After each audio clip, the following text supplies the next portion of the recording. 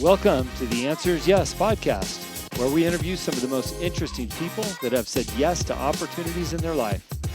We hope that through these stories, you can learn to create your own destiny by saying yes along the way. Join us as we explore the new series covering topics such as passion, integrity, and hard work. I'm your host, Jim Riley, and I hope you enjoy these interviews as much as I do. I believe that everyone has an important message worth hearing. Hello and welcome to the Answer is Yes podcast. Thanks for tuning in. Starting to get back in the habit of saying that because so often it's the Young Entrepreneur Syndicate podcast with my partner, Rod Kuntz. If you haven't caught those shows, we talk about 15, 20 minutes, things about business and life, a lot of the soft skills about how to be a great entrepreneur or intrapreneur. But today I've got a guest. So kind of jumping back in and having guests. It's been a while that I've really ran through the routine, and I've had so many great publicists reach out to me to have their clients on the show.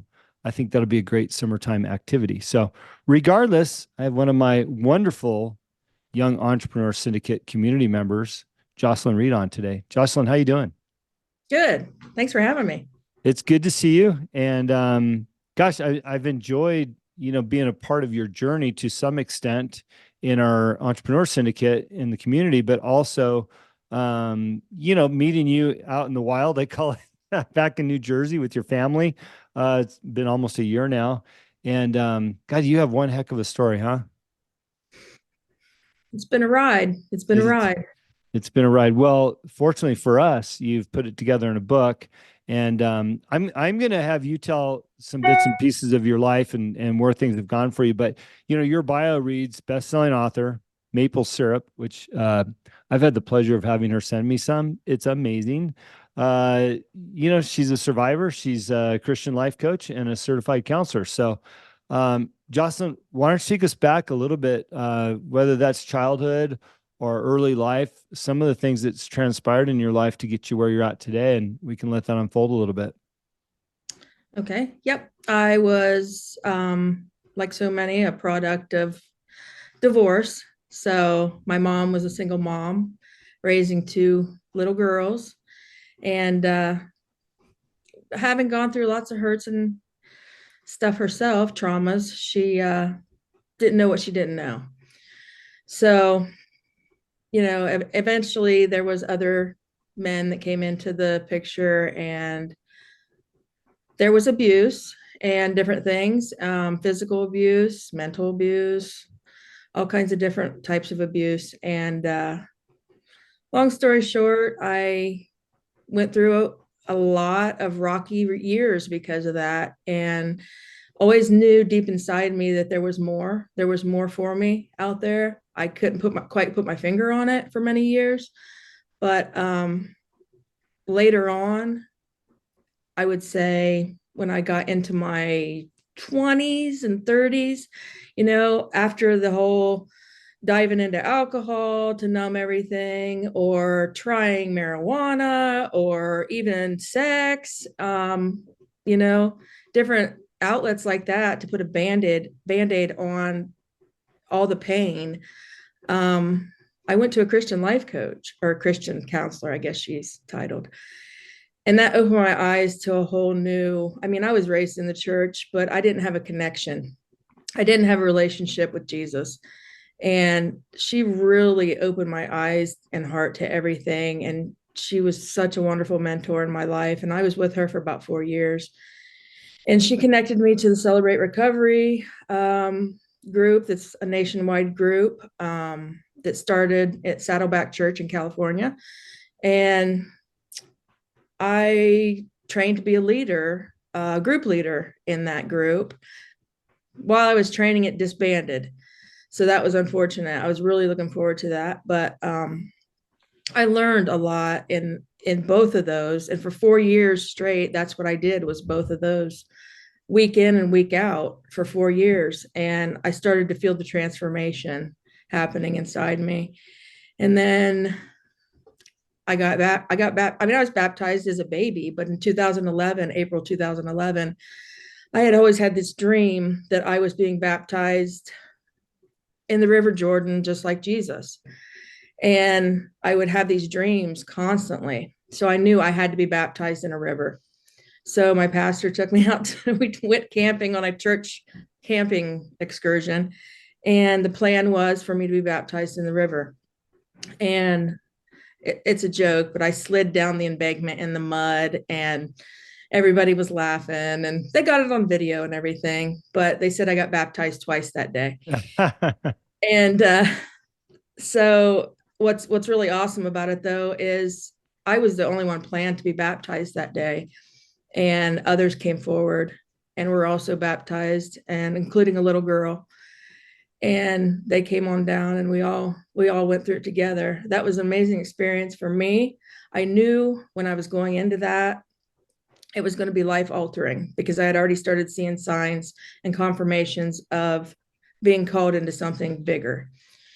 So I knew I was going to keep my eyes open under that water. And so I kept my eyes open under the water. The rays of sun were coming through the water. And I'm not kidding you, I saw Jesus's face on the other side of that water. And as I was coming up, I knew that I was changed forever. And it's not like a bam, hit you with lightning sort of thing. It's a gradual process. People are always asking me, they don't understand the process.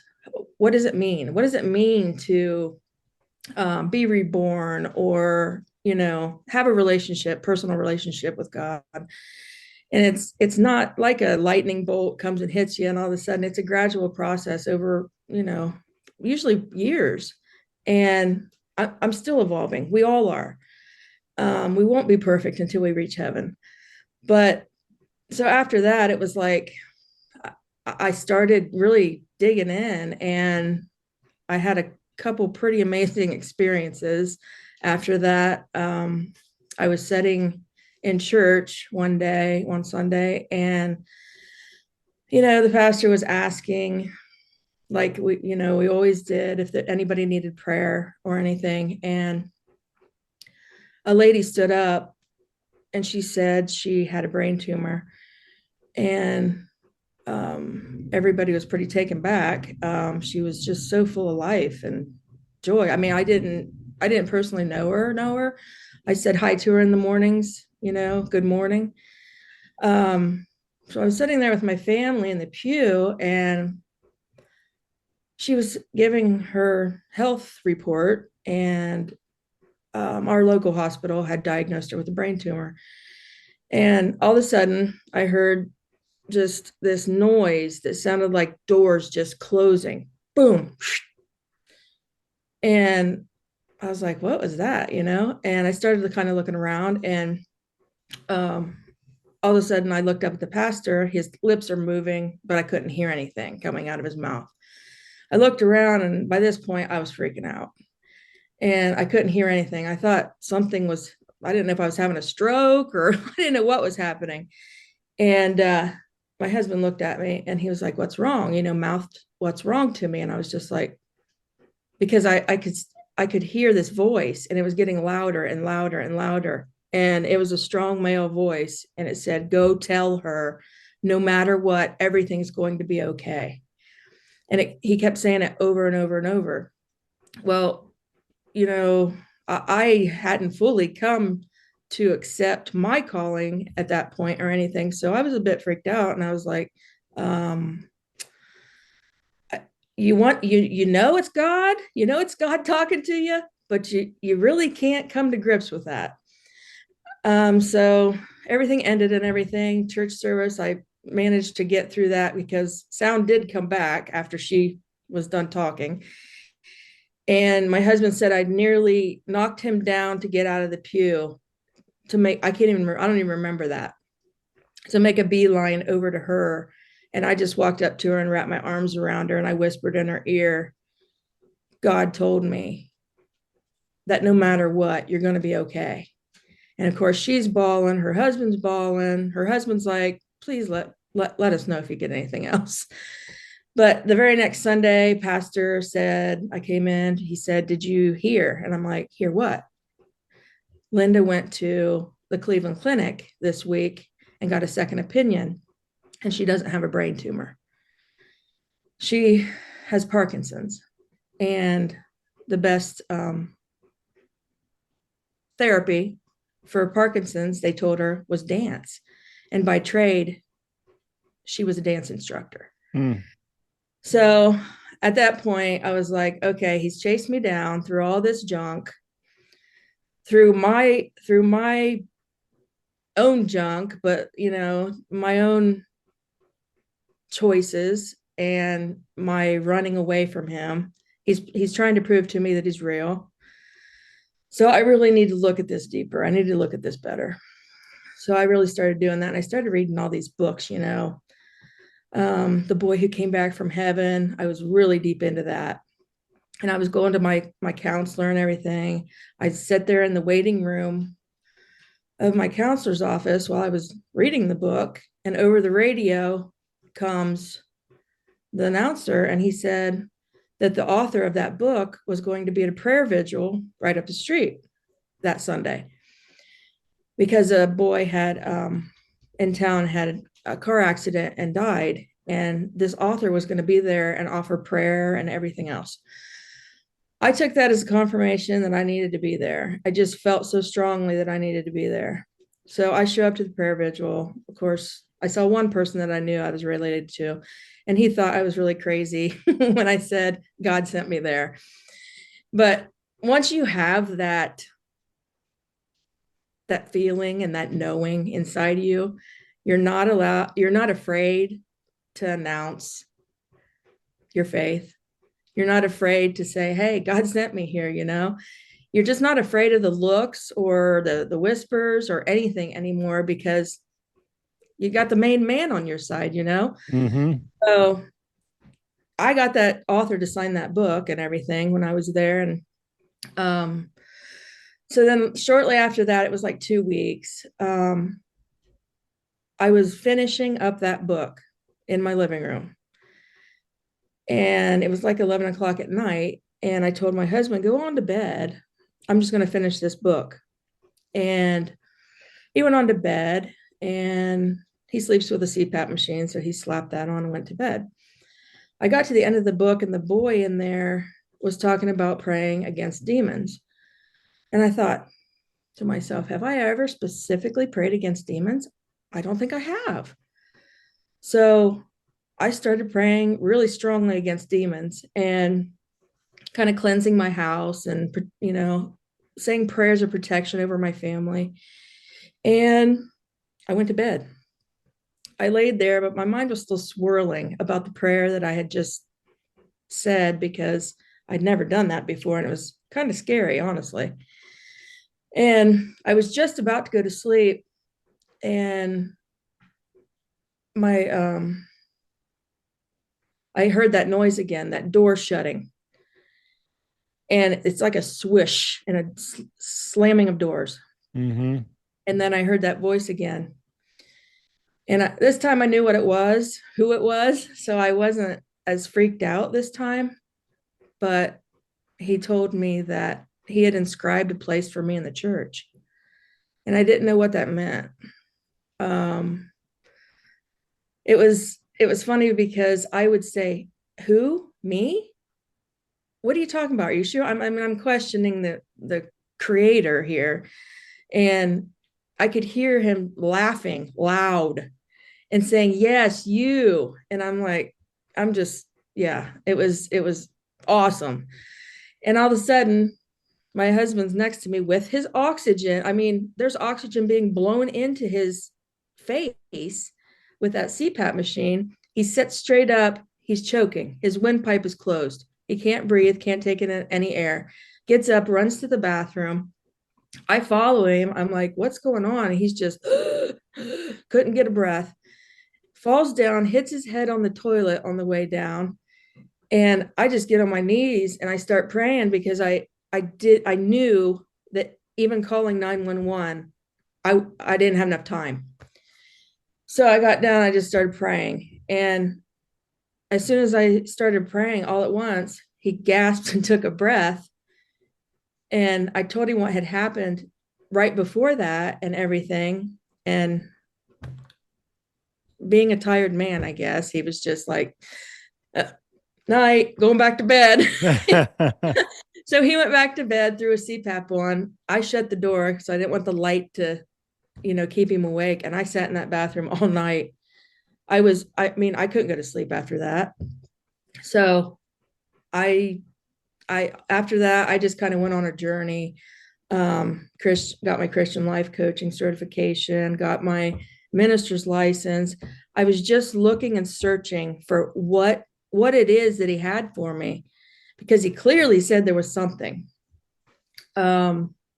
Long story. Now I know I am I am an advocate because of everything that I've been through.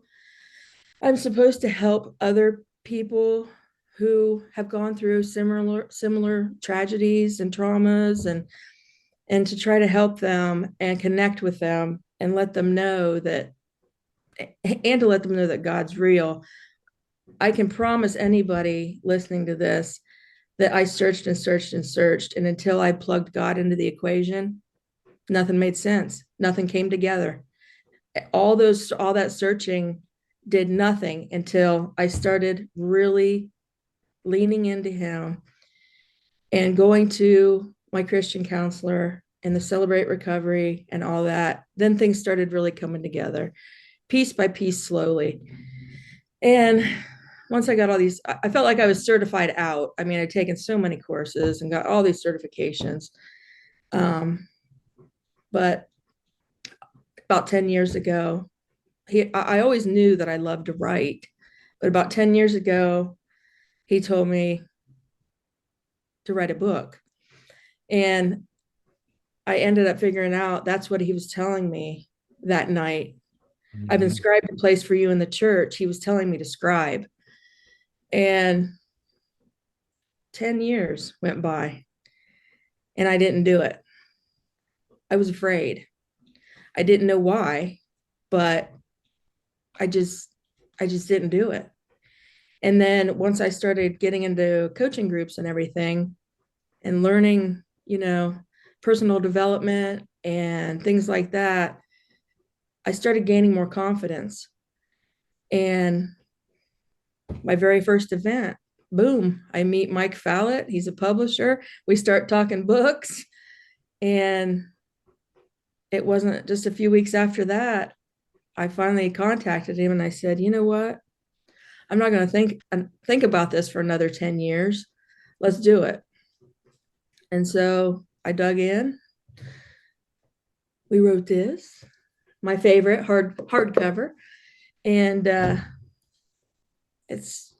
if I died tomorrow, I'd almost feel complete, because I've left that legacy for my child, something for him to hold on to forever and say, look, my mom loved me so much that she did all this for me. So I don't want to cry, but that's basically, it's been a whirlwind of several years, but I just feel that calm and that peace now, that I've been walking the right path for a while now. And I'm walking the path that he chose for me. Jocelyn, I appreciate your transparency and giving us the highlights of your story. If you're listening, you want to hear more, get it, buy the book, The Voice Inside. It's a bestseller. You can get it on Amazon.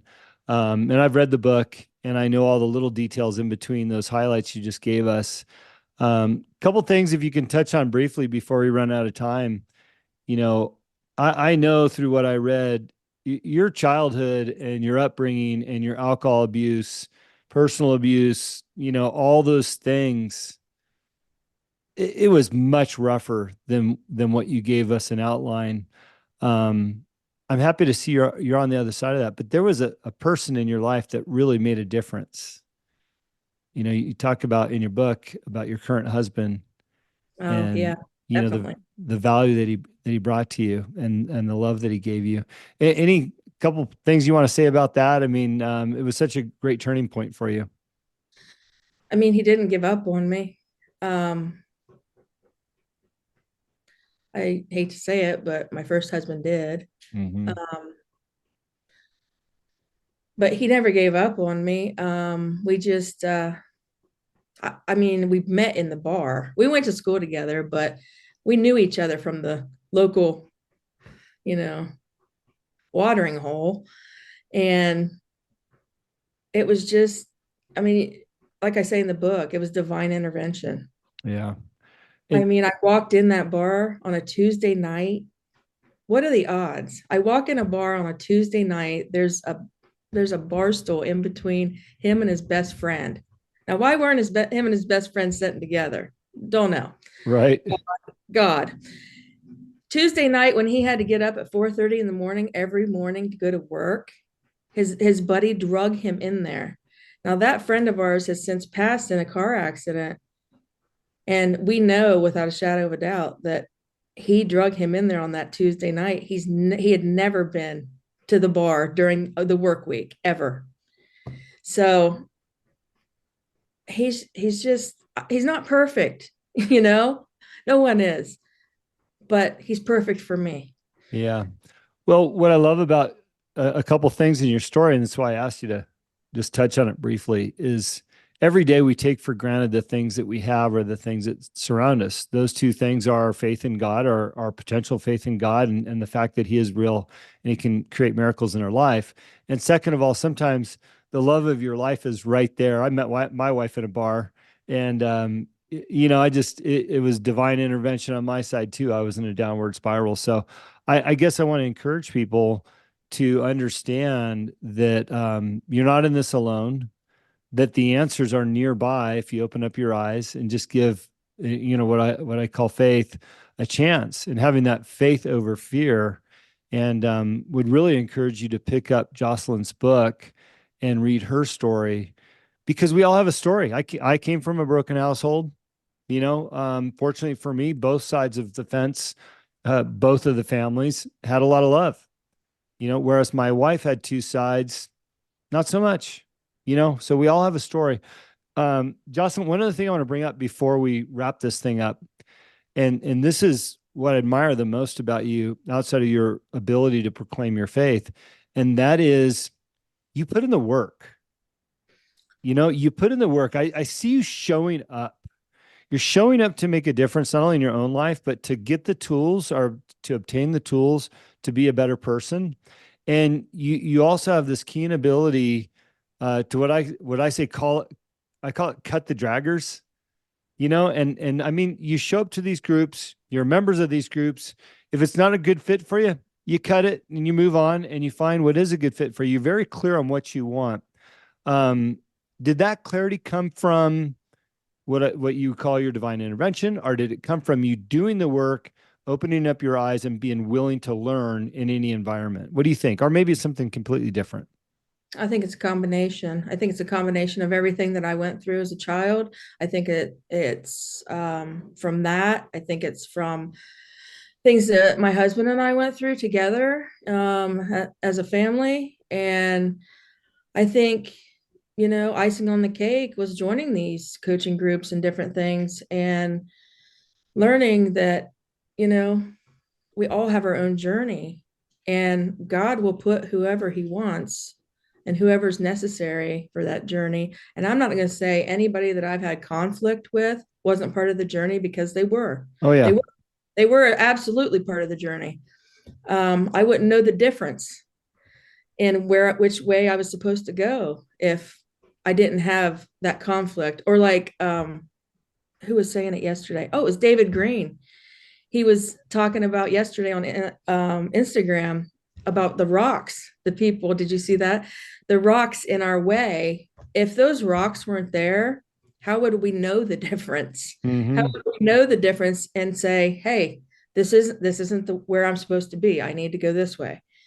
So yeah, I don't know. It's age too, kind of. We get to the point in our lives, we just don't tolerate the BS anymore. And we just kind of focus on ourselves a little bit more. And that was hard for me at first because it felt selfish.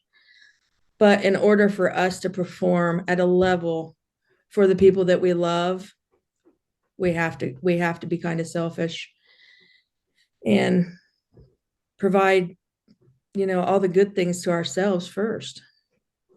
Appreciate that. And again, I appreciate your transparency on the show. Hey, the picture you have in the background there, that's from Big Rob.